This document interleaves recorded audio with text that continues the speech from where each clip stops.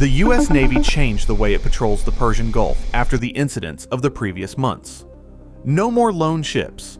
No more single-vessel transits through contested sectors. Every patrol would be a formation. Every formation would have layered defenses. The new doctrine was called paired presence.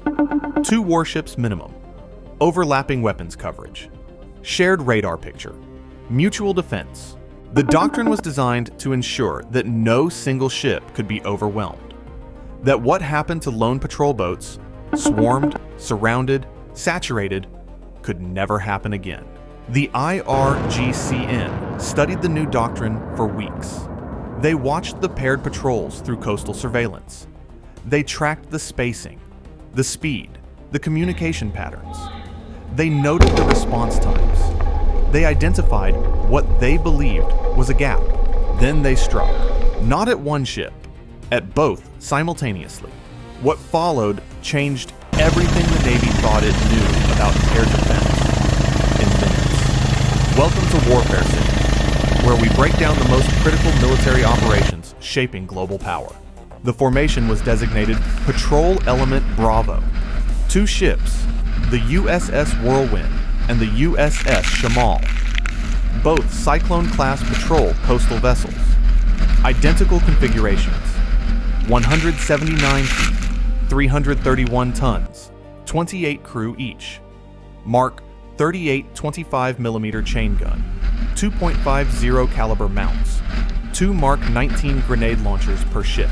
Patrol Element Bravo was operating in the northern Persian Gulf, 24 nautical miles southwest of Bushehr, conducting a maritime security patrol along a commercially significant corridor.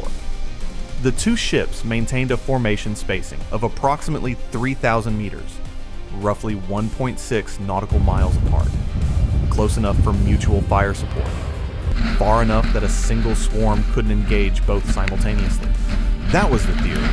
Overhead, an MQ-8C Fire Scout drone was providing persistent surveillance, a direct result of the new doctrine's requirement for overhead intelligence on all Gulf patrols.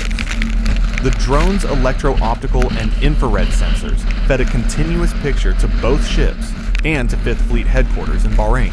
At 07:03 hours local time, the Fire Scout detected a formation of surface contacts emerging from the Iranian coastline, near Guneva, a small port approximately 35 nautical miles to the northeast. Initial count, 10 boats. Speed, 18 knots, accelerating. Formation, loose, spreading into a wider arc as they moved away from shore. The drone operator at the remote control station in Bahrain immediately relayed the detection to both ships. The Whirlwind, serving as formation lead, acknowledged and ordered heightened readiness. Both ships went to modified general quarters, a state just below full battle stations that allowed rapid transition to combat while maintaining patrol operations. At 0706, the contacts reached 30 knots. Course, south-southwest, heading toward the patrol formation's projected track. At 0708, the Fire Scout detected a second group. 8 contacts, bearing 160 to the south-southeast. Range from the patrol formation, 9 nautical miles. These boats appeared to have originated from behind an oil field platform cluster approximately 20 nautical miles south of the patrol route. They had been staging there, engines cold, radar off, invisible, until they started moving. 18 boats total, 2 groups, one from the north, one from the south. Patrol Element Bravo was between them. The formation commander, the captain of the Whirlwind, recognized the pattern instantly.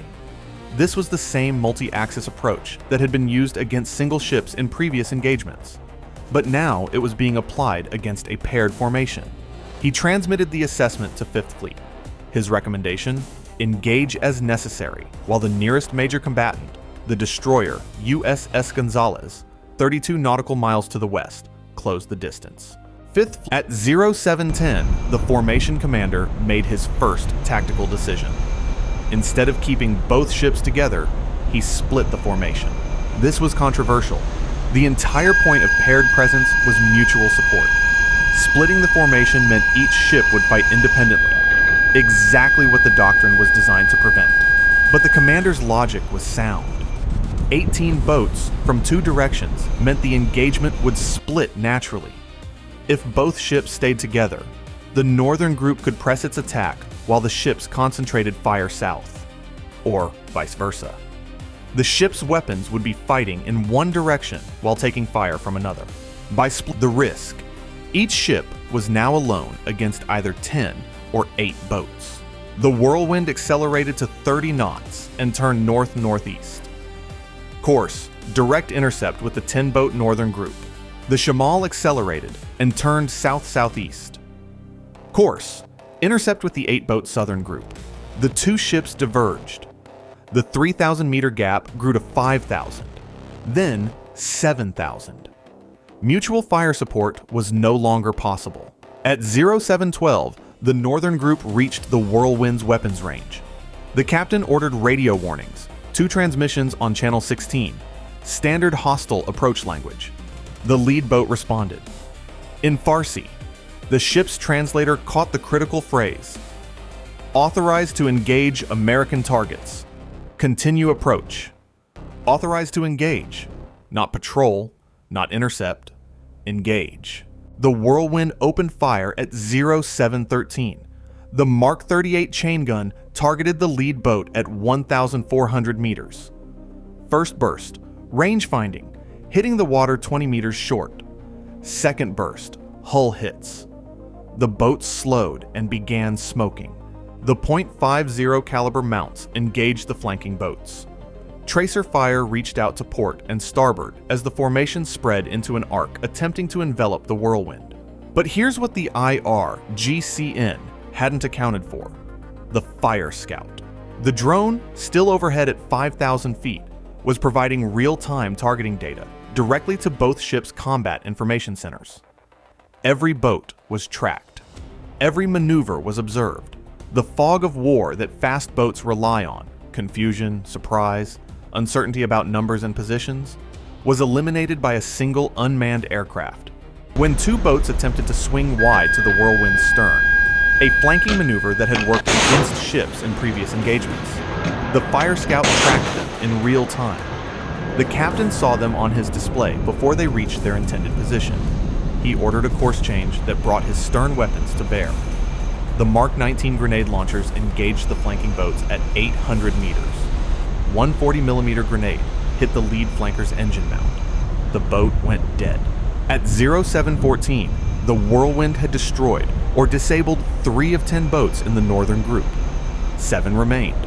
1 nautical mile to the south, the Shamal was engaging the southern group. The 8 boats from the south had approached in a different formation. Not a standard arc, but a staggered column. 2 boats leading, 2 trailing at 200 meters, then 2 more, then 2 more. A layered attack designed to absorb the first defensive fire with the lead boats, while the trailing boats closed through the gap. The Shamal's captain recognized the formation. He targeted the trailing boats first, not the leaders. This was counterintuitive. Standard doctrine says engage the nearest threat, but the trailing boats in a staggered column are the ones that reach you if the leaders are destroyed. They accelerate through the wreckage and hit you while you're reloading. The Mark 38 reached past the lead pair and hit the 3rd boat in the column at 1,100 meters. The boat was destroyed, 25mm rounds detonating the fuel tank. The 4th boat, running 200 meters behind, drove through the debris field. Burning fuel coated its hull. The crew tried to maintain course, but the fire spread. Within 30 seconds, they abandoned the boat. 2 trailing boats eliminated. The column's depth was cut in half. The lead pair reached 600 meters and opened fire. KPV 14.5mm machine gun bursts raked the Shamal's forward superstructure. The bridge took multiple impacts. The forward mast was hit. 1 round penetrated the bridge windscreen and struck the radar display console. The screen exploded in sparks and fragments. The tactical officer was hit by glass and fell backward.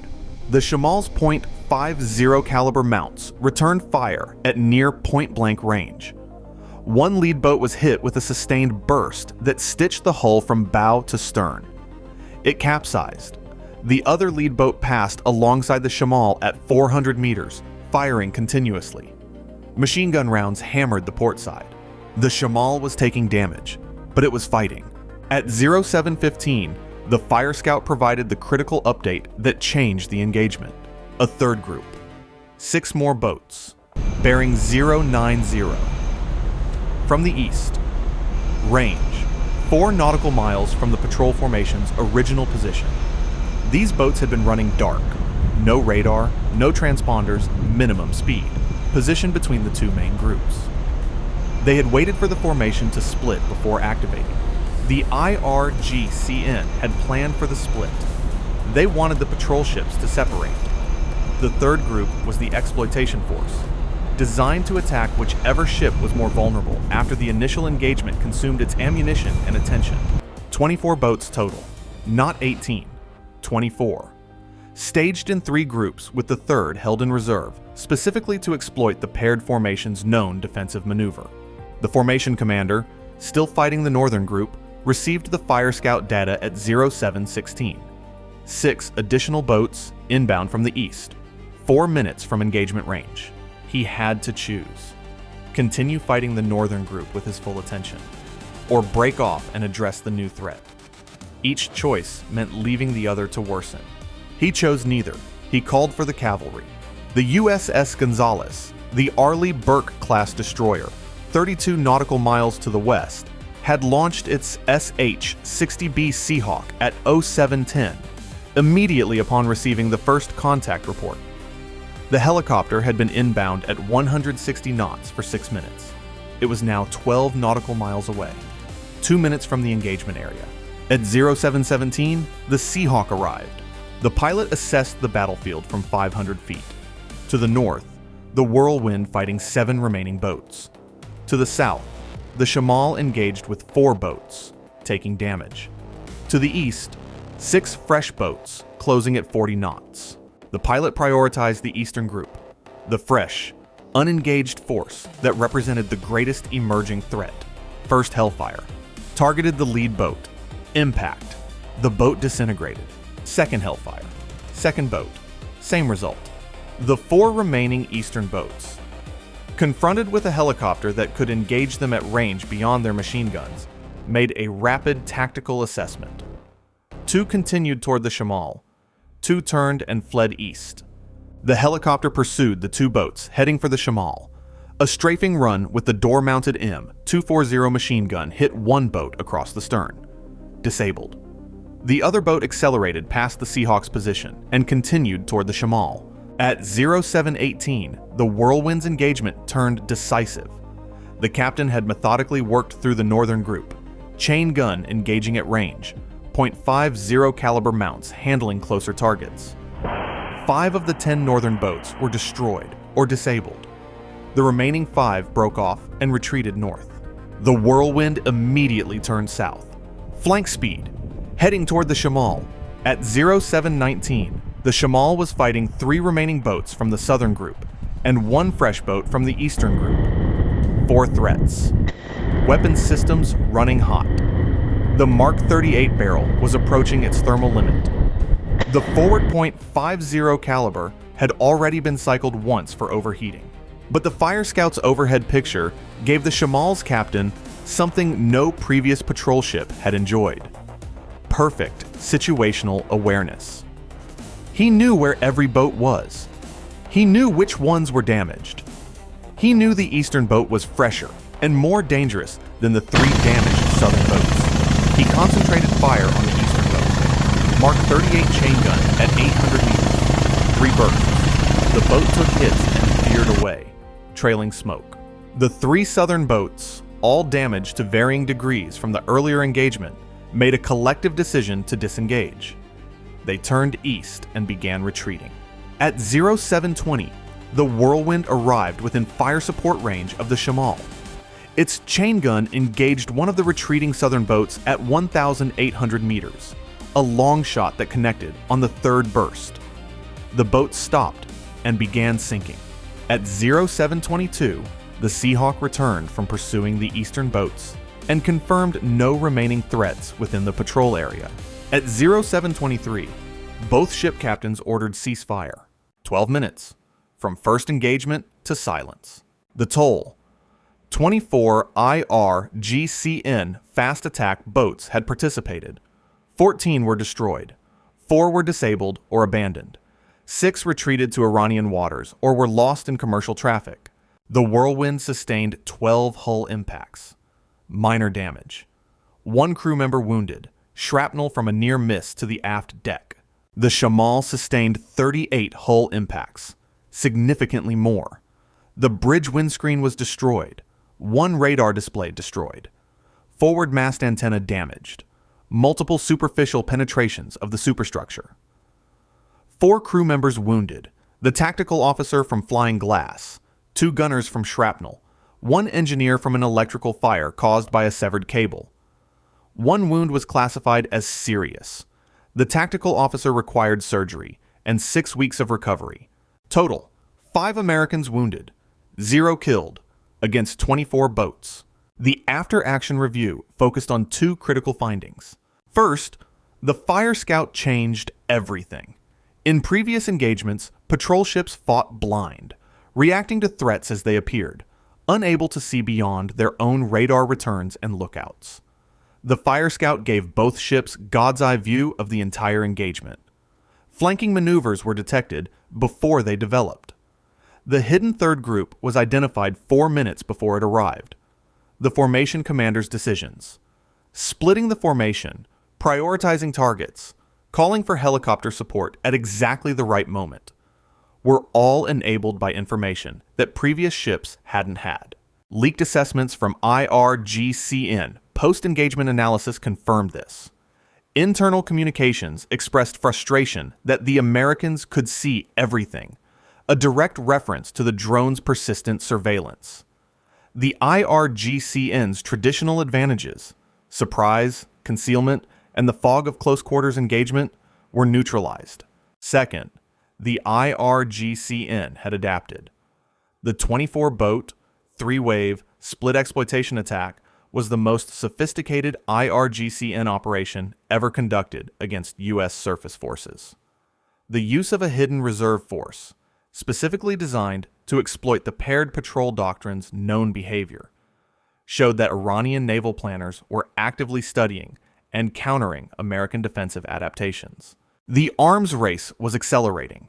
Every U.S. doctrinal change generated an Iranian tactical response. Every Iranian tactic generated a U.S. counter-adaptation.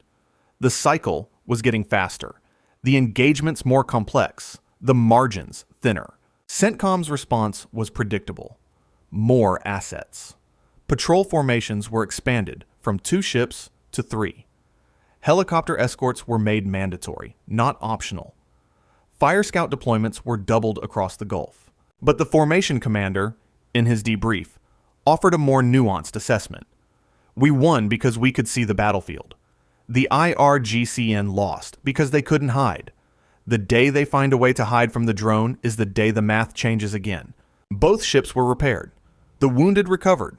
The patrol formation was redesigned with the lessons learned. And the Persian Gulf continued its relentless cycle of provocation, response, adaptation, and escalation, each round pushing closer to a line that neither side can afford to cross, but neither side seems willing to draw. The 12-minute battle proved that paired presence works, but only when augmented by persistent overhead surveillance. Take away the drone, and 2 patrol ships against 24 boats becomes a very different story. The Navy knows this. The IRGCN knows this. And somewhere in Iran, engineers are working on the problem of the eye in the sky. When they solve it, the next engagement will be written in a different language entirely. Stay vigilant. Stay informed. I'll see you in the next one.